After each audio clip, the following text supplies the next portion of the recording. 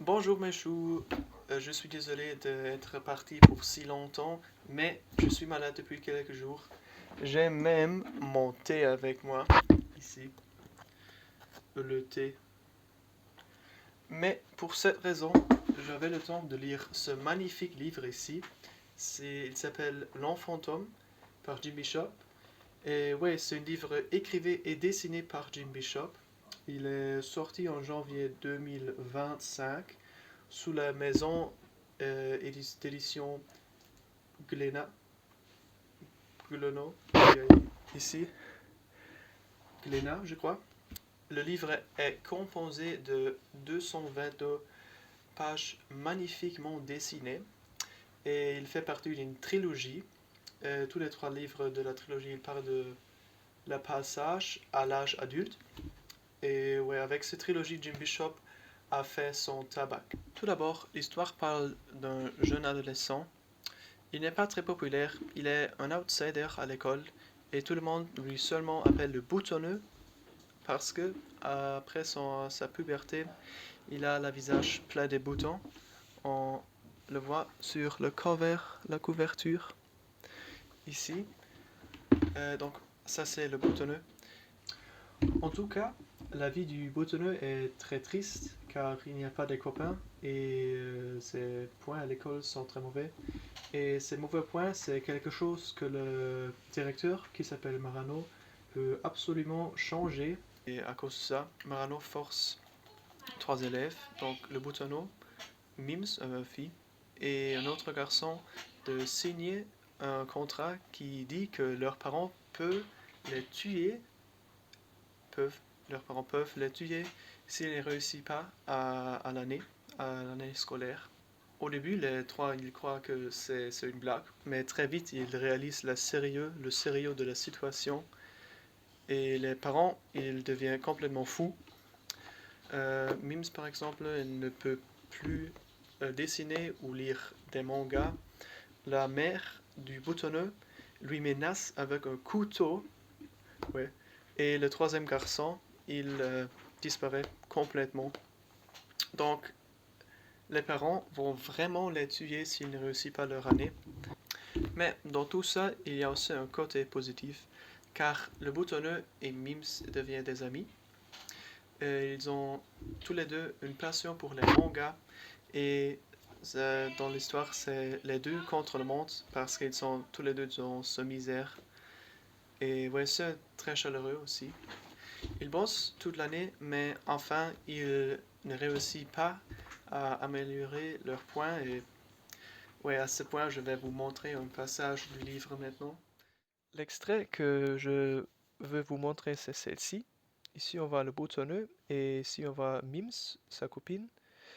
Et on voit que les deux sont sur la liste des non admis, donc ils n'ont pas réussi leur année scolaire.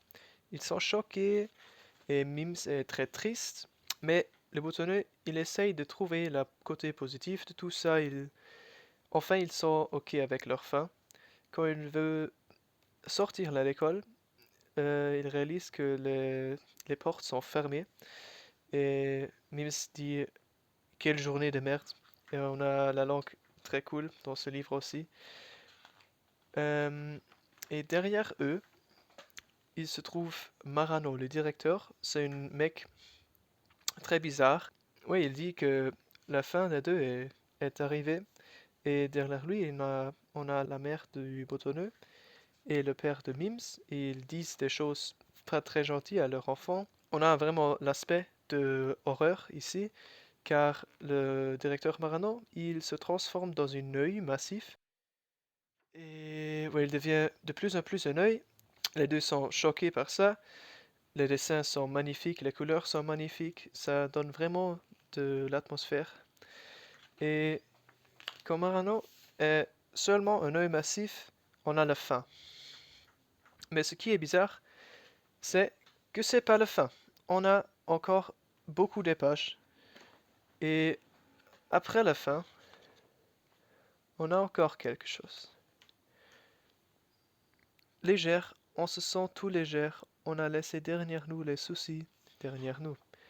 Et après la fin, on a seulement ces deux petits fantômes ici. très mignon. Comme vous avez vu, on a ces deux petits fantômes après la première fin. Et ces deux, ils ont l'air heureux ensemble, mais on sent qu'il manque quelque chose. On apprend très vite que le boutonneux et Mims ne sont pas vraiment morts, mais leur enfance est morte. Donc les deux corps sont toujours vivants, mais ils marchent tristes et brisés dans la montre. Et la joie et l'innocence d'enfance est maintenant dans les deux fantômes. Et ces deux parts, ils doivent se retrouver pour que Mims et le boutonneux peuvent avoir une vie normale encore, une vie heureuse. Mais comment ils vont le faire et quel rôle Marano va jouer dans tout ça, je ne vais pas vous expliquer. Vous devez lire le livre vous-même pour le savoir. Et ouais.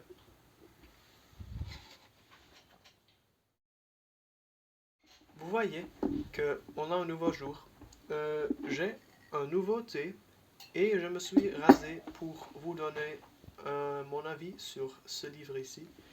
Pour faire ce booktube, j'ai échangé le livre avec mon copain Lucas et je crois que c'était la meilleure chose qui aurait pu m'arriver car le trame, le style et tout le vibe du livre est comme s'il était écrit pour moi avec ses illustrations abstraites et la psychologie profonde.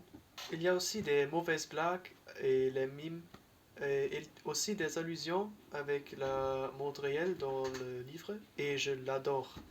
Par exemple, il y a au début du livre un mauvais blague que tous les élèves dans le cours de récréation ont exactement le même pantalon. Il y a aussi des allusions avec les jeux vidéo réels comme le CSGO ou le Zelda. Et je crois qu'il y a une allusion sur le One Piece et je le trouve vraiment heureux. Néanmoins, j'ai aussi un point négatif sur l'histoire car je crois que le symbolisme n'est pas toujours assez clair. Pour moi, c'était difficile de trouver les liens avec la montre réelle tout le temps. Et ouais, je crois aussi que beaucoup de l'histoire, tu peux l'interpréter comme tu veux. Et donc, dans ce vidéo, je peux vous seulement parler de comment moi, Nicolas Hansen, a perçu ce livre, cette histoire. On revient directement à la critique positive, car les illustrations dans ce livre sont magnifiques. Ici, un exemple. Ils donnent beaucoup à l'histoire, et avec eux, on réalise que les choses ne sont pas tout réelles, car c'est seulement l'imagination du boutonneux. Le fait que tout le monde a le même pantalon ou les parents vont te tuer si tu n'as pas des bons points à l'école et aussi que le directeur est un monstre, c'est seulement comment un enfant ressent le monde. Donc toutes ces émotions sont exagérées, mais le fait de vivre dans la tête d'un enfant et de le personnage principal, ça donne un aspect profondément psychologique et ça te fait réfléchir. Ce qui est spécial aussi est que Jim Bishop il joue avec nos émotions. Entre les parties d'horreur qui sont vraiment angoissantes, on a aussi les passages comédiques qui sont vraiment drôles. Je crois même que j'ai pleuré après la première fin car c'était si beau, mais ça ne compte pas beaucoup parce que je pleure très très vite dans les films ou dans l'histoire. En conclusion, je peux conseiller à tous de lire ce livre parce que je crois que c'est un bon livre pour les adultes, les jeunes adultes ou les adolescents. J'espère que notre médiathèque a aussi les autres deux parts de la trilogie de Jim Bishop car je veux les lire. Ouais, c'était mon vidéo. J'espère que ça vous avait plu et que c'était pas trop long pour un booktube. Mais je ne peux pas parler moins car ce livre est trop bien. Merci beaucoup et au revoir.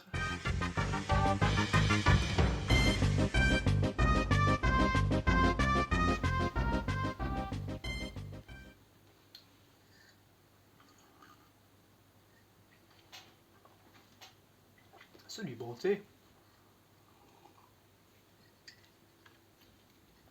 C'est l'eau ou le thé? Je sais pas.